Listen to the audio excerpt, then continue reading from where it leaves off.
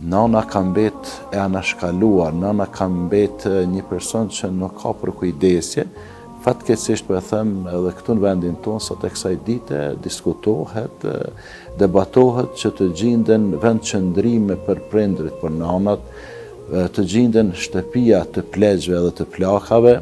Asnjëherë nuk arrim dot ta japim atë kontributin as minimal nëse i dërgojmë në për ato qenda. Nuk ka kënaqësi, nuk ka lumturi në jetën e kësaj bote nëse nuk i kënaqim edhe nëse nuk jemi të kujdesshëm dhe bamirësh ndaj prindve. Cilët janë fëmijët më të mirë, thojnë, ata të cilët realizojnë kërkesat e prindve dhe i përgjigjen çka kërkesat të prindve. Jo, kjo janë kategoria e dytë e fëmijëve. Kategoria e parë e fëmijëve janë ata të cilët i kryejnë dëshirat e prindve pa i shfaq ata me gjuhët e tyre, pa e bë ata kërkesën.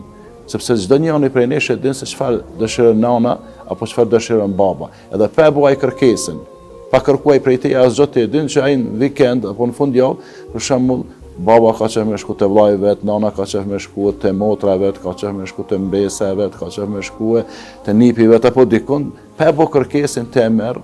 Edhe i thua nana sordna, e qëtë makinë, e merë për dore edhe qënë. Dhe kjo kategori është kategoria më të mirë, me më mirë e të rive dhe të rejave. Edhe ne nëse falemi, apo japim zekat, sadaka, apo agjerojmë, apo shkojmë në numra, apo në hexh, apo lexojmë Kur'an, apo diçka tjetër, kënaqësia e Allahut është me kënaqësinë e prindve dhe hidhrimi i Allahut është me hidhrimin e prindve.